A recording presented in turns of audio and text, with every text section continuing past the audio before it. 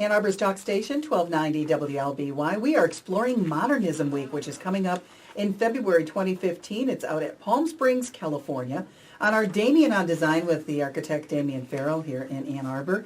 And it looks like the state of Michigan, Damian, is going to get its due. It's getting its due. Finally. Michigan Monday out in the desert in Palm Springs. And it's being orchestrated by Brian Conway. Brian is the State of Michigan Historic Preservation Officer. We just have not been given the credit that the state deserves for its impact on the modernism movement. Exactly. This is exactly why we initiated the Michigan Modern Project several years ago, to tell the rest of the country and actually the world about Michigan's role in the development of modernism. And because of certain things that were happening in Michigan that just were not happening anywhere else in the country, Michigan did play a very important role in the development of modernism. Of course, we had the auto industry on the east side of the state. At the same time, we had the furniture industry on the west side of the state. And then we had outstanding design educational institutions such as Cranbrook and the University of Michigan Architecture Program. Those three things, together with all the money that was in Michigan as a result of the industry here, it was a center for design. It still is a center for design today. So one of our intents was to tell this historical story and at the same time tell the world that Michigan still exists here as a very, very strong, or with a very strong design industry. Well, I'd argue it's the most complete place that expressed modernism because it was cars, architecture, product, furniture, decorative arts, all of it. And it had this extraordinary influence from places like Cranbrook, which started with this very strong English arts and crafts movement, moved into the American arts and craft, but then out of that came these extraordinary individuals, like the Ameses, the work that Saarinen did, for instance, the GM Tech Center, right? I mean, what an icon of design that is, and what an icon it has become of the whole modern movement in commercial design, not just in residential design. Exactly, and the influence of these designers throughout the rest of the country and their influence on other designers is quite phenomenal. With all of this, Brian and Damian, why didn't Michigan get its due?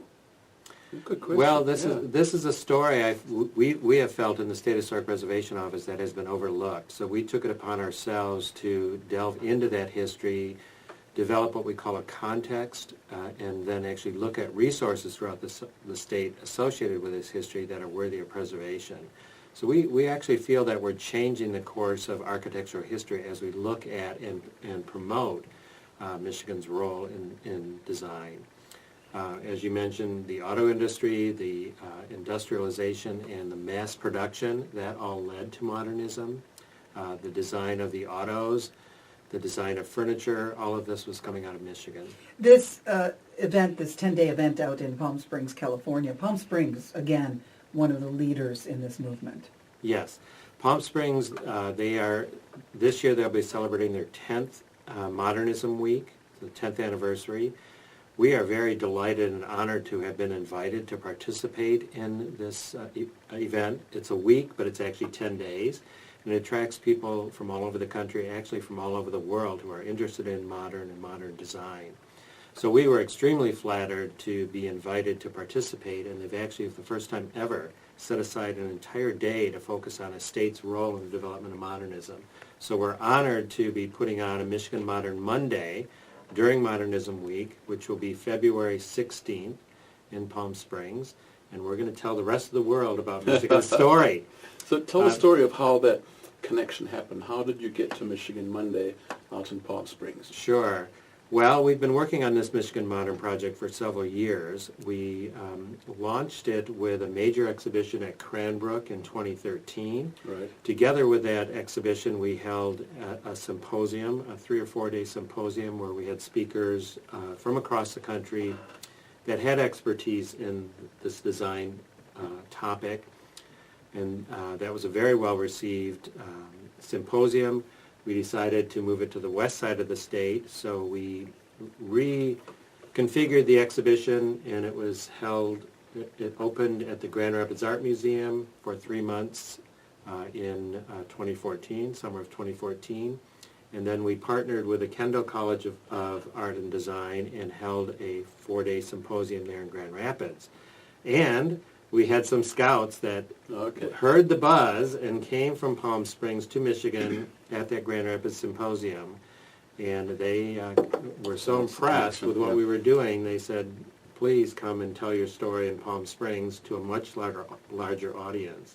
Fascinating. They That's cool. attracted, last year in Palm Springs, they attracted 45,000 people to this week or 10-day event. So we're very pleased to be able to get the word out to that kind of a community, to tell them that Michigan is a good place for design. Brian Conway with us. He's the State Historic Preservation Officer. Damian Farrell with Damian on Design. He's with Damian Farrell Design Group here in Ann Arbor on the Lucy Ann Lance Show, 1290 WLBY. So let's take a look at the history of this in modernism. What was going on when all of this was happening in Michigan? What was happening throughout the nation? And how is it we got these creators, these designers, architects to be based here? Well, of course, we had the auto industry. The auto industry attracted money and made money. There were certain people in the southeast part of Michigan that were interested in arts and crafts and the general design issue, particularly George Booth. He decided that he wanted to create an educational community. He brought in, I should say, the University of Michigan actually brought in a well-known architect, Eliel Saarinen, to the United States as a guest lecturer at the University of Michigan. Mr. Booth's son was in one of his classes, and he said to his father, if you're really serious about this, you should get in touch with Mr. Saarinen. Long story short, Mr. Booth then brings Mr. Saarinen in to be the director and to establish the Cranbrook School. Mm-hmm. And because of Mr. Saarinen's name, other designers at that time are attracted to Cranbrook, and because of the philosophy of teaching at that time, it became very well known and attracted some just outstanding young talent. That young talent then, as you mentioned, went on later to become iconic designers. At the same time, we had the University of Michigan with their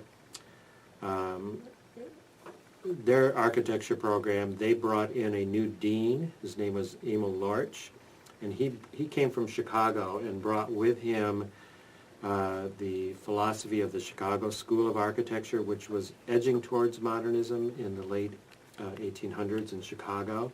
He was also familiar with the work of Frank Lloyd Wright. But most importantly, he brought the concept of pure design to the University of Michigan architecture program. And pure design is a design concept that is the basis for modern art, modern architecture, and modern design in principle. So University of Michigan, surprisingly, and most people don't understand this, University of Michigan was the first architecture program to actually teach modernism. Most or all other architecture schools at that time were teaching classical or revival style architecture, and University of Michigan kind of broke that mold. And what time period are we talking about? That would have been in the early 1900s. Mm-hmm. So it kind of set the pace for modernism. We think of modernism as post-World War II, but there was a lot of things that led up to modernism. Yeah, it was really Right. building. And at the same time, in the west side of the state, we had the furniture industry. Right. Grand Rapids, of course, being the furniture capital of the country, when most all furniture was coming out of West Michigan that went into people's houses across the country. And there was such competition among the furniture companies. They were, for the most part, producing the same type of furniture. There was one company that later became Herman Miller. They decided if we were going to stay in this market, we needed to look at something different and innovative. They brought in a consultant, and the consultant said, you really have to break the mold and try something new. So they actually did break the mold by being the first furniture company to bring in architects and outside designers to start designing furniture. So that was the Ames connection into Yes, furniture design. It was first, they had several design directors. The one that's most well known would be George Nelson. George Nelson came from New York City. He was the head of design there at Herman Miller.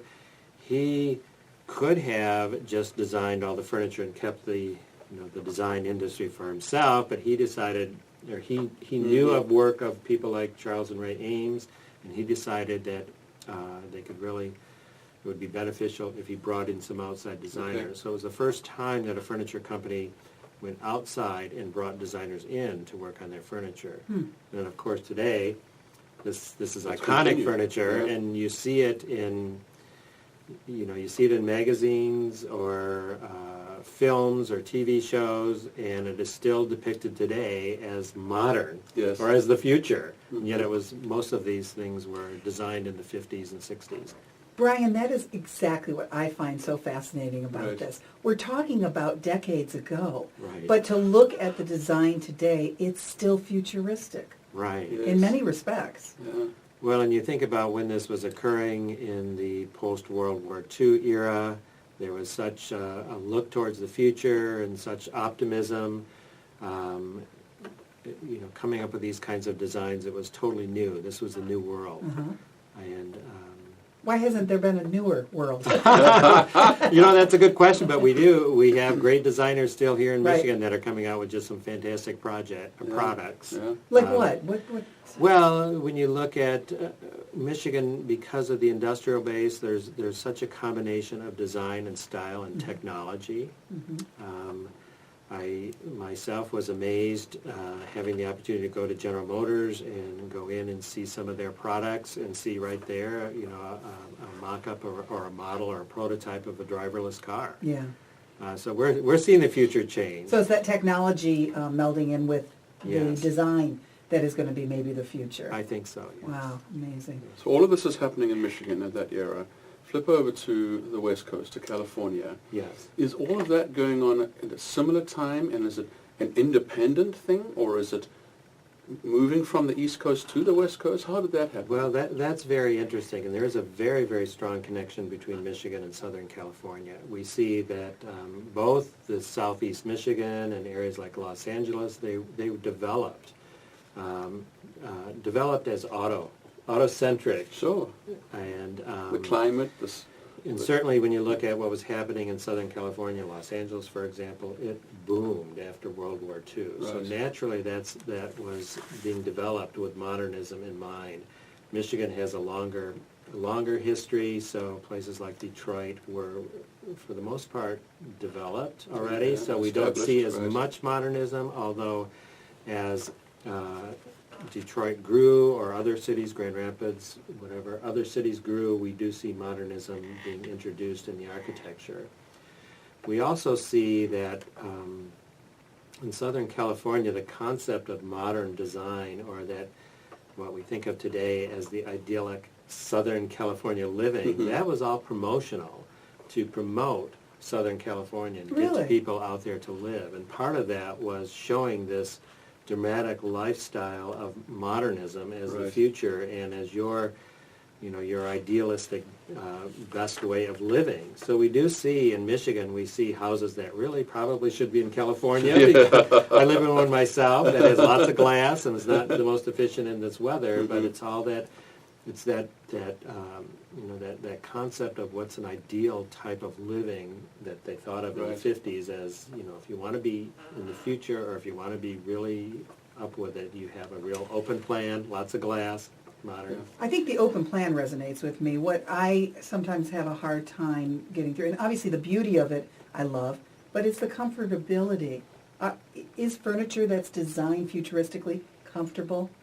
You would be very surprised. It is very comfortable. What we did when we did the exhibition at Cranbrook and at the Grand Rapids Art Museum, one of the things we wanted to do was make sure that people had the opportunity to experience some of this furniture. So we actually had a room set up. Initially, it was going to be kind of a reproduction or a mock-up of one of the Mies van der Rohe townhouses in Lafayette Park. Okay. And we had furniture from the Herman Miller Company and furniture from the Knoll Furniture Company set up in this room, and we had various books on modernism to encourage the visitors to the exhibition to actually sit in the furniture. And it was amazing. It was very, very popular. and people would sit down and read the books, and they wouldn't want to get up and leave. So it's a different kind of experience that we're used to then. I don't know if it's different. I guess it is different, but it's I think as furniture was being designed to develop, people were more aware of the human body. That's my point. The design, the ergonomics curvature, of it, yeah, right? yeah. And certainly, you mentioned, or you questioned earlier about what's in the future. When you look at what furniture companies like Herman Miller are doing now, they're so attuned to ergonomics and the way people want to work or need to work, that we're seeing a dramatic change in the furniture industry, particularly in the office industry, office furniture industry. And still there's a high percentage of office furniture that still comes out of Michigan. And we see, if you go to one of the showrooms of Herman Miller or Steelcase or some of the other furniture companies, you'll see the future of the office changing very dramatically as people get involved with or learn or desire different working situations. I'm hopeful, though, that when it comes to residential or even office furniture, that things aren't so low anymore. And I think of that with modernism. It was very, especially back in the early days, low. And I don't think people can get down low anymore. As we get older, that's right. true. There's so many baby boomers that has become a big problem. Yeah. That's a good point. I think some of it, though, is the appearance of lowness because the furniture is so light visually. So a lot of it, the cushions, for instance, on couches would appear to float. The base would be very minimal. It wouldn't have a skirt of any kind, right? It would sit up either on legs or, hooped legs at the end of the couch. So I think that may be part of it, is that it gives more of an appearance of being low. And yes, certainly the backs of things were kept low. So, it's not the traditional chair, a wingback chair, for instance, which has that very high kind of English club appearance where you'd sit back with your cigar and your glass of port and, and contemplate the world. It's very low. That's the But you're aesthetic. saying it may have been more of a design factor, teasing the eye or teasing the Could be. the But mind. I think also if you look at the kind of the cultural changes and the cultural shifts, certainly as we get into the 20th century and particularly after World War II, there was a change in attitude on how people lived. You lived more with, you didn't have to have a living room with the very staid chairs where people were forced to sit upright. Right. You were getting into the period of, you get to lounge in your own house. Yeah, that's true. The concept of a lounge chair, for example, Right. like the Eames famous lounge chair. That's something that would not have occurred earlier because people weren't supposed to lounge. Right. That's a really good point. I hadn't thought about that. How about the advent of the beanbag chair? Yes, exactly. The We'll ultimate forget about lounge. that one. Right, yeah. This is going to be an incredible event coming up in the Palm Springs, California area, and Michigan is going to be very prominent in this 10-day event, and it will be exploring modernism. Modernism Week for 10 days out in Palm Springs, California, February 12th through the 22nd. And on February 16th, it's being devoted entirely to the state of Michigan. What is the hope for you, Brian Conway, as the State Historic Preservation Officer, that what will be realized out of this? With all of these people coming in for this conference, what are they going to take away? What will this do for our economy here in Michigan? Good question. Well, our hope is that in some little way we can change people's minds or attitudes about Michigan. I think that Michigan over the last decade or so has been given a lot of negative publicity, being up in the snow country, the Rust Belt, etc.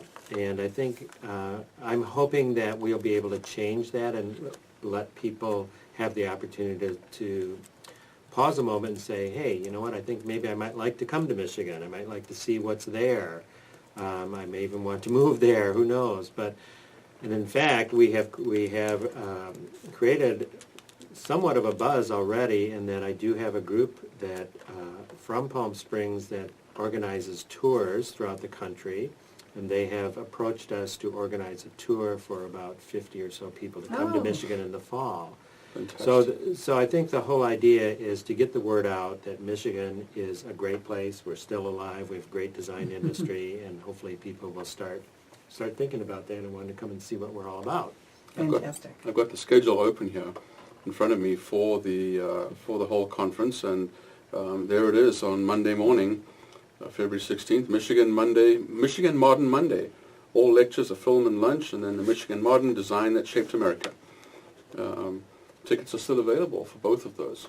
Yes, tickets are available. It's very reasonable for the entire day, and we have some dynamite speakers lined up. We have Clark Malcolm and Steve Frickholm, employees of Herman Miller Company, talking about the Herman Miller story, which I think is fascinating. And it's amazing when you get to a place like Palm Springs, every house has Herman Miller furniture in it. Does it really? Yes. We have also Susan Skarsgård from General Motors Corporation talking about the role of General Motors in the development of modernism, and in particular their iconic General Motors Technological Center in Warren, which really changed the pattern of looking at corporate campuses. Yeah, it really did. And we have John Barry from Design West Michigan talking about George Nelson and his influence on bringing designers into the furniture industry. And then we're also going to be showing a film about Ruth Adler Schnee, who was a designer, an architect designer who worked both in the auto industry and with many of the iconic architects of the period. Mm-hmm. And tell us quickly about your book before we wrap up. Oh, Book certainly. coming out. Thank you. Because we have held two, and now this will be our third symposium, we have some really outstanding scholarly work that's come out of this effort. So we are going to be compiling the essays from the various presentations over the last couple of years into a book. And it'll be we envision it as both a scholarly and a coffee table type book, because as you can imagine, photographs, both historic photographs and contemporary photographs today of some of the resources and the furniture is just fantastic. So our goal is maybe a year from now to really be promoting that book. Fantastic. You could go to modernismweek.com and learn more about the 10-day event. And for the book, You can also go to our own website, which is michiganmodern.org, Mhm. and that will tell you more about the Michigan Modern Project. We'll also give you some insights into the kind of resources we have here in Michigan, as well as a link to the Modernism Week right, page. michiganmodern.org. Yes. And for people that don't know about your role as officer of the Michigan State Historic Preservation, how does that all come together? It's a part of state government? Yes, we are a division of the Michigan State Housing Development Authority. We are charged with the responsibility of administering the National Historic Preservation Act of 1966. And, in a nutshell, our charge is to encourage the reuse of historic buildings in contemporary life. So our motto is kind of building the future with historic places. You may know many projects in Michigan, certainly in the Detroit area, all of the work that's happening around Grand Circus Park, Midtown, Capitol Park, the Financial District. A lot of those rehab projects are projects that have come through our office. So we administer the National Register of Historic Places together with certain financial incentives to encourage the reinvestment in historic buildings. We got involved with modernism because buildings from this period, they're coming of age, they're more than 50 years old, they're at that point in their life where they're either need a major infusion of rehab work or they're going to be lost. And we felt that we would not be successful in preserving this type of architecture unless we all had a better understanding of the importance of this architecture. So we feel like we're making some inroads. Certainly are. Great talking with you, and thanks Yeah, for thank you telling so the much. Michigan story out in California and to all of those people coming from around the world for this event. Yeah, Absolutely. Valentine's, it's Valentine's Day in the middle of all of that Mm-hmm. on the Saturday. So a great way to have a romantic weekend in Palm Springs, out in the desert, right? Yes. Yeah. You can check it out online, michiganmodern.org. Our thanks to Brian Conway, State Historic Preservation Officer, and Damian Farrell from the Damian Farrell Design Group here in Ann Arbor, and his Damian on Design each week on the Lucy Ann Lance Show, 1290 WLBY. Thanks, Brian. Thank you very much, both of you. That was excellent. Thank you. It was really You interesting. guys are so much fun. Yeah.